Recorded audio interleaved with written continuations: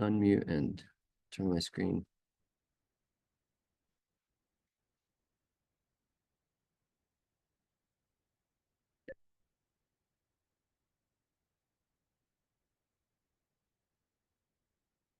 Okay, so just to reiterate what I just said, since we have people watching for this recording, we're going to be using generative AI. So the first thing you're going to want to do is pull up Firefly, and it's Adobe Firefly. So if you go to the website, if you just search online Adobe Firefly, and then it should pop up pretty quick. The cryptic thing here is that you have to, at this website, you have to come down here where it says text to image, and you have to say create with Firefly. That's like the really important little nugget you have to know. And Firefly has improved actually a lot, even just in the last 3 months. So we're dealing with a much better version of Firefly than we had before. It includes a history now, which it didn't include before. So that's pretty great. Before I get into the prompts and how to kind of deal with all that, I just wanted to show you a couple of projects that I've used it for. So one was a cabin proposal for a contractor near a ski resort. And so I developed this scheme to submit a proposal to this contractor. And this is probably not the final version, but it's close to it. Essentially, what I did was we worked on a color palette on the bottom left, and then I started with a sketch, just a section cut sketch, and we can see that kind of a version of that here. This was kind of my initial sketch, and we didn't actually use Firefly for this. We used Midjourney, but I mean they're pretty similar and good enough. So we put in all of these inputs. These are kind of more traditional Norwegian style precedents that we use. And then here we have some more contemporary examples. And we have, this is a Snøhetta project. This other one's by Pacau Architects. And then this one is, this is an Italian architect who did this one. So there you can see the site. And we came up with these two versions of our scheme, and then we had all these different more different versions of the scheme that we were looking at. And because it was a proposal, we didn't want it to be too photorealistic. And in fact, I feel like that the more photorealistic you are, oftentimes the less room for imagination you leave, and therefore it makes it so that the viewers, the end viewers and clients, whatever you may have you, expect that, and I don't think that that's what we want. We don't really want people to be expecting like something, especially when it's like a 2-minute rendering output. You want to be able to put more process into it after this phase. This is just like an early ideation process that helps you to nail down a couple of different threads that become important later. So for example, I was really interested in the hillside and how to use that hillside for a multi-level thing where you enter at the second floor and then you have access to the first floor down below. And that was kind of like the premise of the thing. And then the shed roof was also something interesting. I was thinking about a clear story window here in between these two roof sections. It doesn't look as like streamlined as say this output that we got, but then this is like a little bit. So this would be maybe looking at it from the front or something. I don't know, but anyway, so we worked through that, and so we got a bunch of different like sketchy proposals out. And what we did was we said, what are some of the themes that we find reoccurring in this work that we find interesting, we find useful, and we find to have nuggets of important, I don't know, like aspects or little details that could become important later on. So that's what we did with that one. Let me show you another one. This one was for a proposal for an art installation in Reno, Nevada. we're thinking about using this expanded metal material, Corten steel expanded metal, and we were thinking about the weavings, the basket weaving of local indigenous peoples. And so we developed all of these schemes. Again, a lot of these are with Midjourney. We started to get some interesting results. And then from that, here's the site. And from that, we developed our own sketches. We used the sketches as the kind of final outcome. But we wanted to show all of our process here, the thinking and the ideas that we were generating with that. So there's those two proposals. I think I will show one more I forgot about. This one's in Poland. It's for a client. Let me see if I can find it here.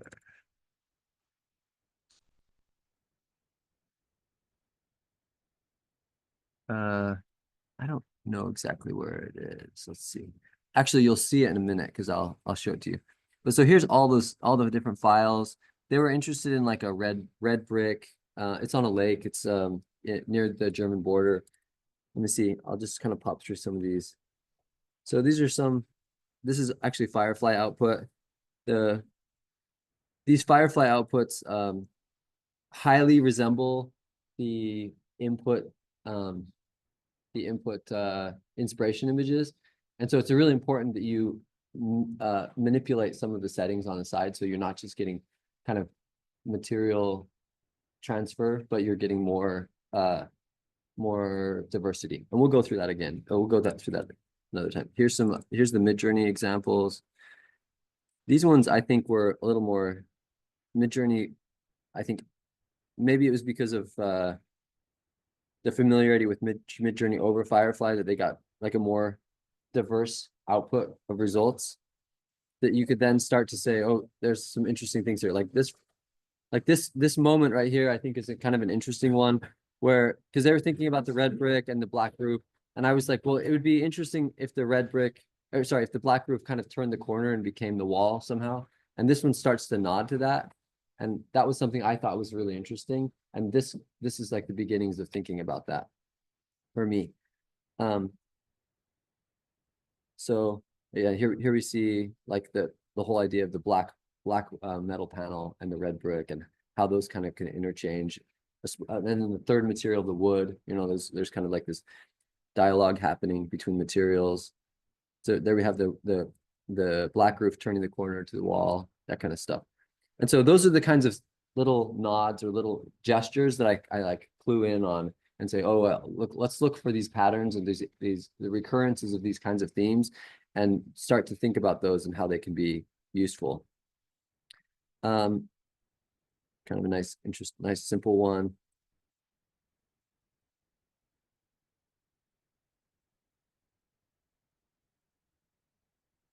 This is like a change in like strategy, moving away from the photoreal, getting some more sketchy stuff.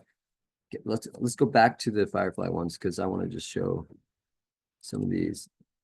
With the Firefly ones, I started to see a pattern. Let me see if we can like tease it out here.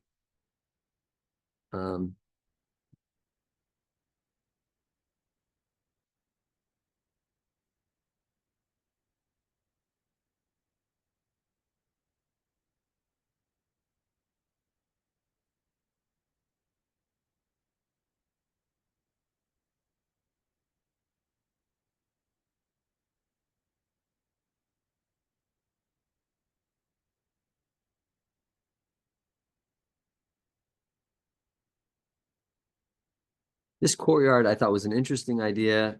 This is a pretty much a regurgitation of a precedent image where they're just playing with like style and material a little bit, right?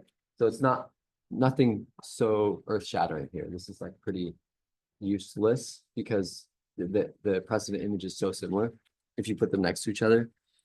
And you can see again, there's similar things where they're just like, it's just like minor adjustments. So you have to be careful that you're not just creating stuff that's so similar to what you give as an input. Let's see if I can find what I was looking for.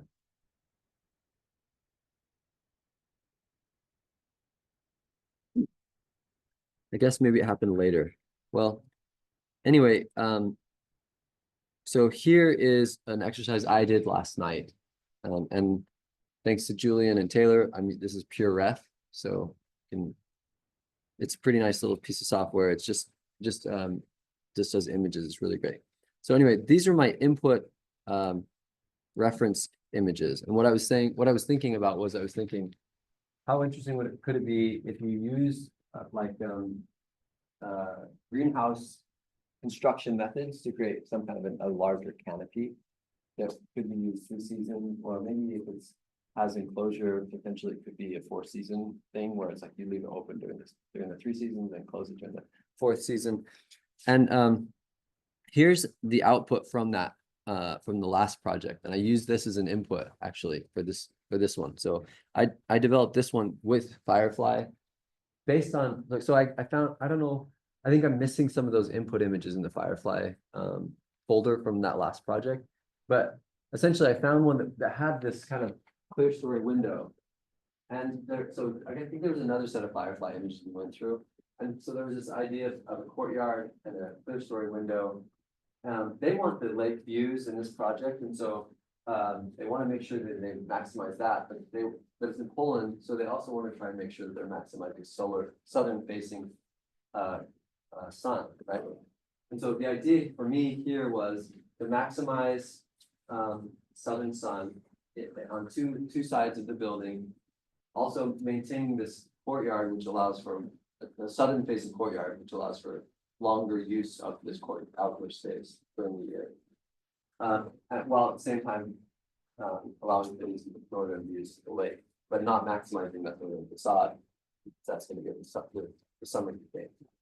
So I started seeing some kind of some patterns there in the Firefly images, and I capitalized on those, and I went in and edited the photo in Photoshop a little bit.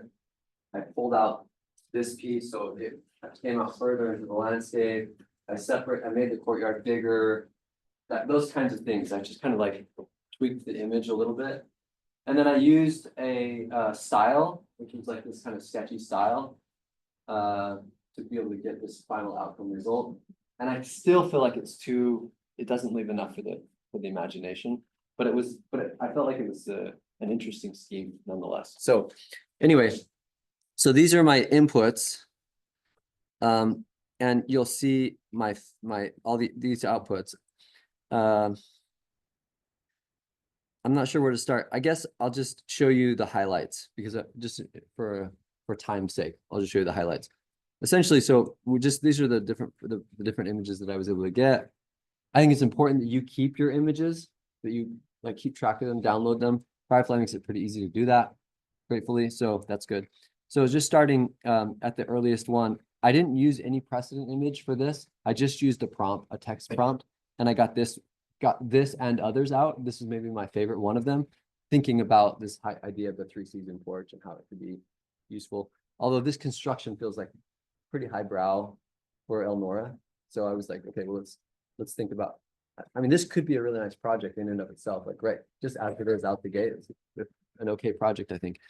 But so then here you can see that precedent coming in, or this is Firefly responding to that image that I gave it of the clear story window situation, and also the prompt of the greenhouse, right? So there you can see that relationship. Not a bad prompt either. Like, I think you could probably develop an interesting project from that too. But I really wanted to kind of push where it was going, and specifically I was interested in this idea of this very simple gabled greenhouse roof, which is like very standard, very inexpensive. And I wanted to capitalize on that. And so I even went to the point of, if we go back here, let's see, current projects, no, curriculum. I even went to the point of finding a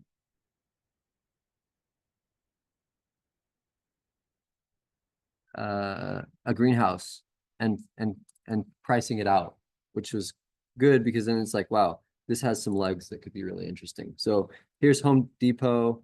They've got a 14-foot by 8-foot wide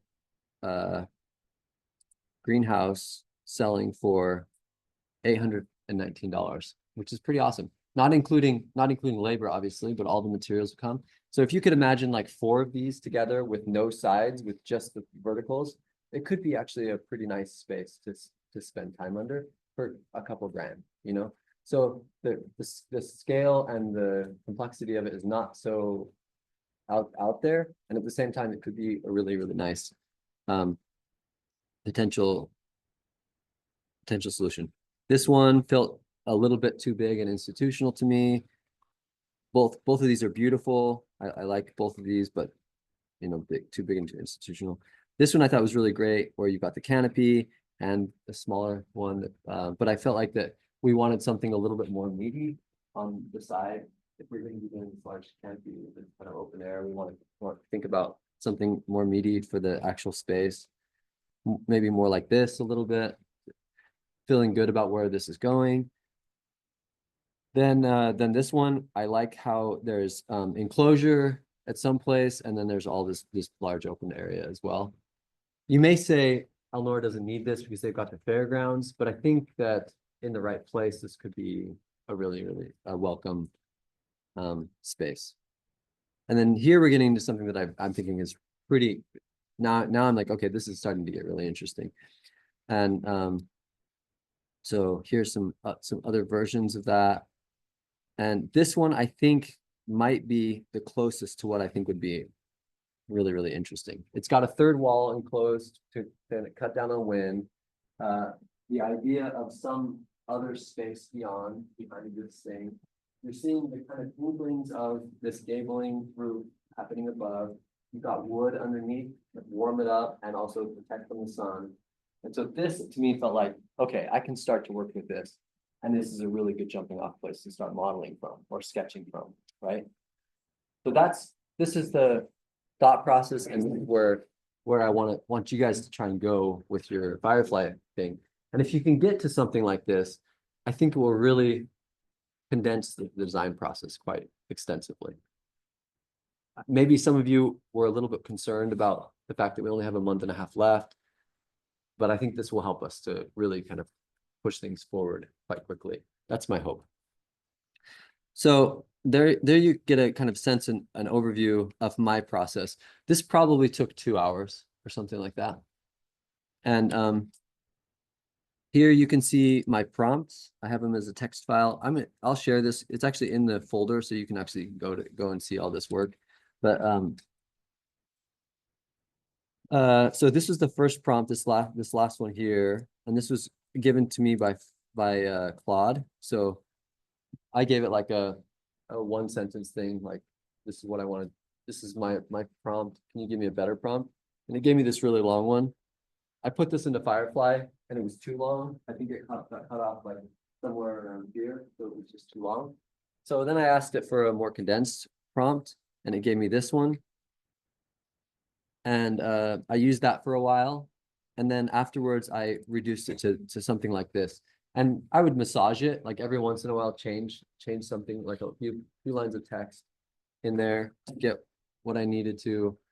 But this is kind of the prompt that I came up with in the end that got me the results that I was looking for. And then let's go into Firefly now. So if let's just try that prompt real quick. So I'm just gonna hit copy and paste. I got that prompt there, and I'm just gonna hit generate. You have to make sure you're signed into your IU account to use this. And so here we can see our first results. I think that they're kind of less interesting than what I was getting. And the reason for that is because you have these 2 places that you can kind of insert information. One is this reference image. And so we can come back to all the inputs, and we can start to manipulate things. The other thing is that actually probably where I would want to go with this next is like if I were to take my best output, which was that one image. Oh yeah, somewhere around here. Let's see if I can find it.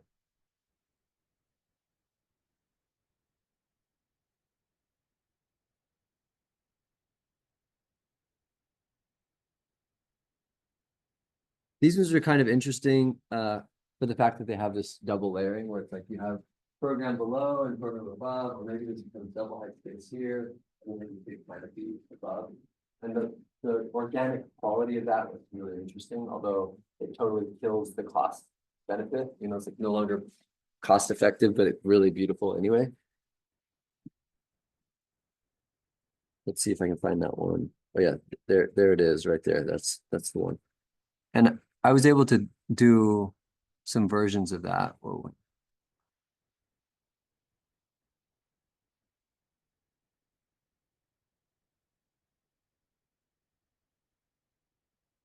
But yeah, we have these ones down here.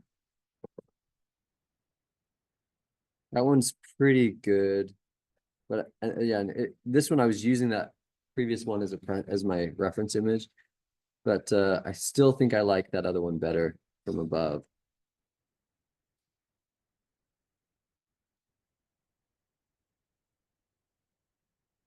Where is it?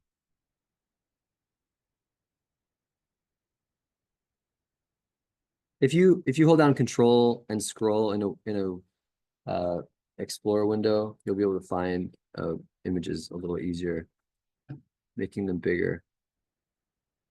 Let me find my kind of the one that I thought was most interesting. I think it's this one. Yeah. So if I just drag that into Firefly, and it's going to ask you if it's okay to upload. Yeah, you're going to be okay to upload. And then you can choose a reference, a style reference. Okay. And so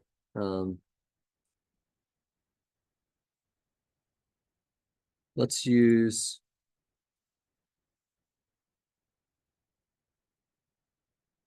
what do we want to use? Should we use, oh, let's use my input images. There's this tofu factory in China that I really love. This is a really nice little project by DNA Architects. Maybe we'll use that one. Also yeah, so let's use that one. And we can just drag it and drop it in there. And we'll turn the strength down on that reference image. And we'll just leave the reference strength as standard. Or maybe we can turn that down too and just see what we get with low strength on both of those. Just see what we come up with here. And while that next one's generating, you can go back to the first one and say download all. And that puts them in your downloads folder. Hopefully you guys are doing this now. And I'll come around and we can look at some of your results. It would be great. So here's one interesting version. Okay. No wood in here. Maybe we need to say that, like, okay, building prominently uses greenhouse construction with people playing underneath.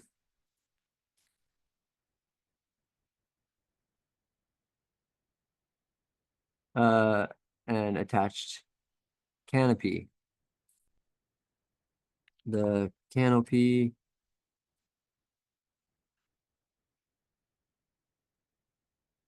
will have wood slats be under the roof to reduce solar heat gain. And let's see what we get with another iteration of that.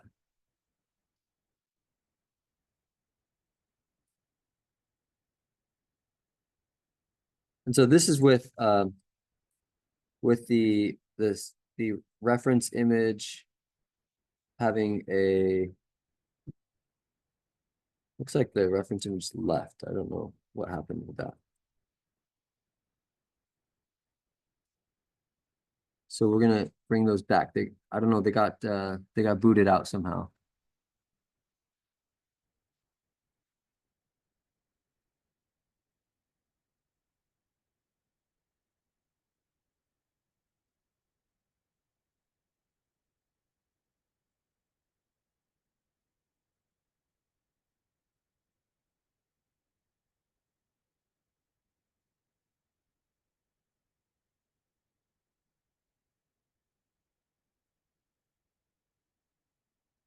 Oops.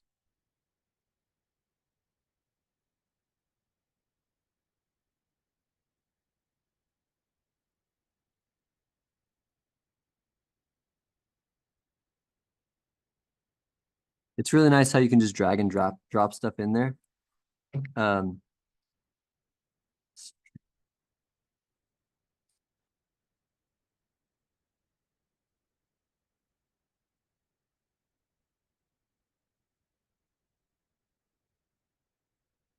another thing I just want to recommend here is that you save all reference images or inspiration images. Make sure you have a folder for that. And then also it's a good idea to save the text prompts. One of the challenges with the Firefly interface is that like it doesn't save this history. This history kind of goes away once you leave the website. So it's not like you're logged in and you have this history you can go back and look at. Once you leave the website, it's gone. And so sometimes, like for example, you can actually get a lot more in the weeds in terms of how this operates. So for example, if there's one I really like, maybe that one, you can like upscale it so it's a higher resolution image. But if you do that if you start to work on one image, you're probably going to lose the other stuff you've already been working on. So it might make sense to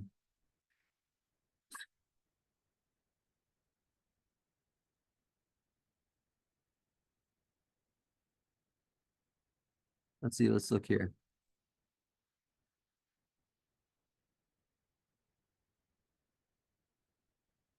I kind of think I like that one. That one's pretty interesting to me.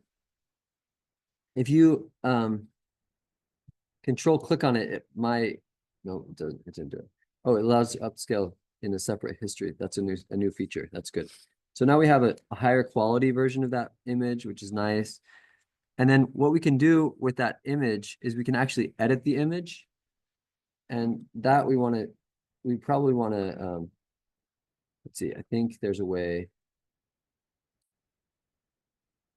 Let's see, duplicate. If you duplicate the tab, what does that give you? Yeah, it's great. They've really changed it and made it nicer. So, okay, so if you edit this image, you can do you can say generative fill or generate similar. We'll do generative fill. And this takes us into like a Photoshop-like interface. And what we can do is we can use the bracket keys to do bigger or smaller brush size.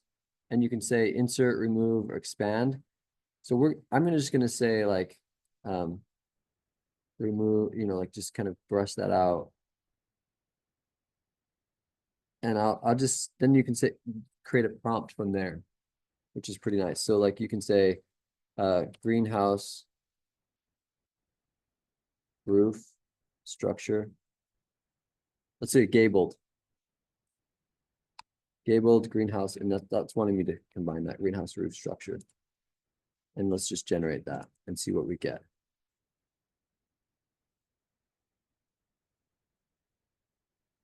So this would become like kind of like a parapet, just like a wood parapet that adds the warmth to the thing, and then have the gables going this way. It didn't give me what I wanted. So what I might do is I might export this image to Photoshop and actually take my precedent image like this one and take that roof structure and just put it in there, And then I could probably bring that back into Firefly and keep going. Does that make sense? I might actually do that because I'm really liking this thing. Oh wait, and then it gives you options. So wait, so down below you can see that there's different options of how that might work. And we didn't really like that, so we want to keep going. We're going to generate some more and more options. I wouldn't get into the weeds of this whole edit process until you've done like a lot of different versions. And you may not even need to get there because you may end up just going straight to Photoshop with it. You know what I'm saying?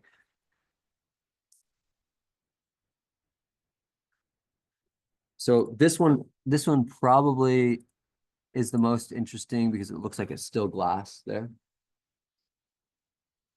I'm just going to say keep, and then I'll say download. And then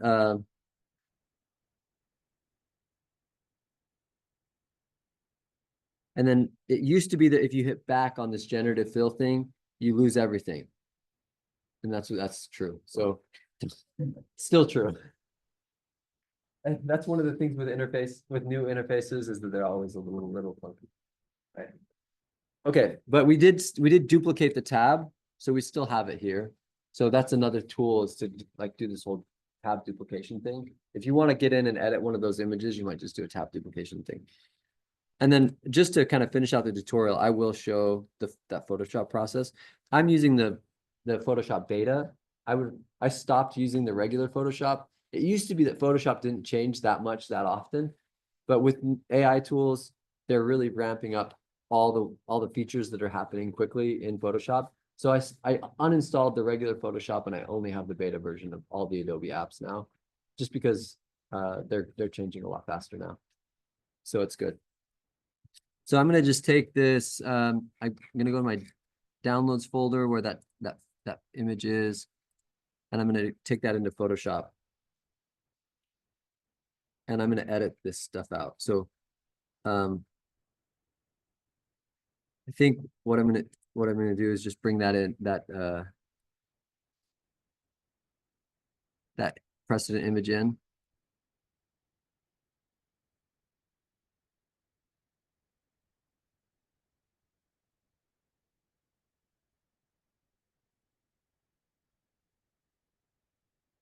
This is the raw camera raw thing. I have this one too. I don't like it as much. Like it is this really nice convertible uh glass roof that opens, which is pretty sweet. But I think the price point would be a lot higher for something like this. And so I'd prefer to do something not so big. So now that I've got that in there, I'm gonna just take it, move it into position. And it's not the right orientation, so I need to adjust this. And I use the distort tool quite a bit. If you right click on transform, you can get that distort. And then now I can kind of like mold this to the way I want it to be.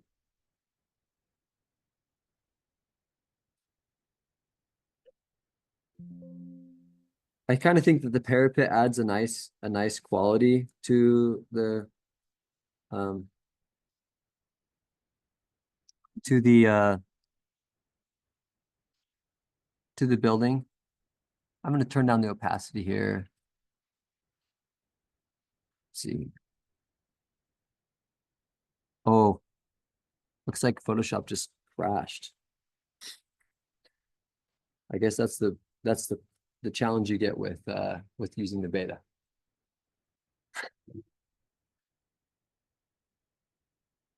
And which one do I want to use? I'm trying to think. That one was pretty good. I almost think I want to use uh this one. It's a little higher quality. And so even though I'd have to piece together multiple ones, I think it might be a little bit better. And the angle's probably more accurate too. Is it going to open up for me?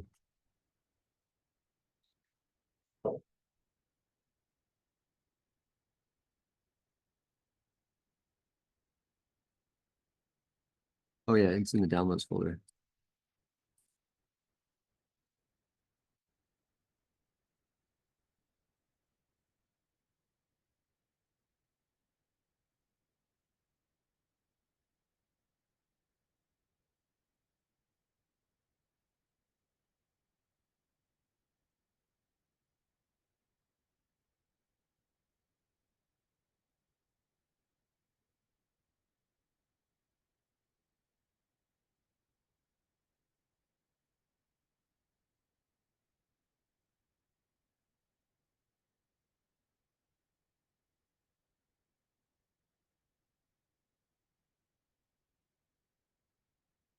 So I'm gonna just pull down the opacity here so I can understand those two things in relationship to each other. And then transform, distort. And I want basically the top of that. You can see that where the eave comes down, you basically want that to be aligned with the bottom of the roof there. And same here. And then I want this to be taller. Basically like that.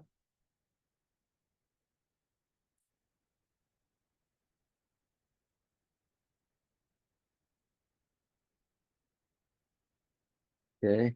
And then I can do the same thing again.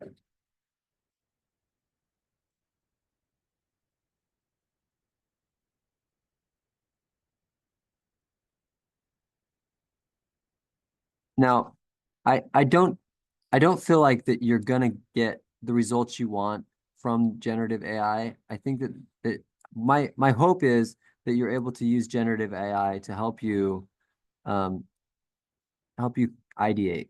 That's the intention for me, is that you're ideating using generative AI, and then you can just move on from there. So there we have those gabled roofs kind of underneath there. And so then we can probably take these and we can say remove background. Let's see if that gives us what we want. We'll do the same thing here, remove background. Beautiful. And then you can see that I've got these masks, and I'll probably group these and make a mask over this group. And the mask I'm going to use here is just a lasso, like a linear lasso. And I'm going to just kind of get this here. And I'll do a Control-Shift-I just to invert the selection and then just delete. And now we have those things, and it kind of looks like they're behind the glass. And maybe the transparency is still too high. Or maybe we need to take this other image here and turn down its transparency, or maybe we duplicate that. That's actually what we need to do. We duplicate that, and then we'll just take that same mask. We can Control left click on the mask, and it's going to give us that same selection that we had before. I'm going to invert the selection and do a mask. And now, actually, wait, we want to do that, the opposite. We want to mask the opposite. So now we have just that glazing, and we can now we have this background. We can now turn this down. It's at 50% now. We probably want to turn this one up in the background. So there we go. And now we have the underlay. And we can turn this one up to feel accordingly, to feel like it's working accordingly. It's not perfect, but it's a good collage. And actually, if I flip those around, it'll be a lot stronger. There we go. Now the one is behind the other.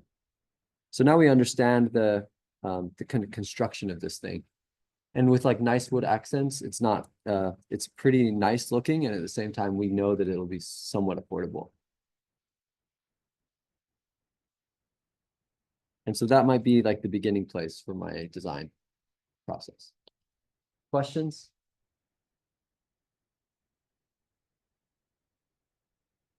You really have to rely on your intuition and say, this works well, this is feasible, this makes sense from a constructability standpoint. And it's not just about looking for pretty things, but thinking about all the different aspects as a designer. And the more images you generate, the more you'll be able to find those threads and themes that you're interested in pursuing. Does that make sense? I'm gonna stop the tutorial now and just come around and look at people's work and answer questions, and hopefully you guys will be able to jumpstart your design process this way. All right.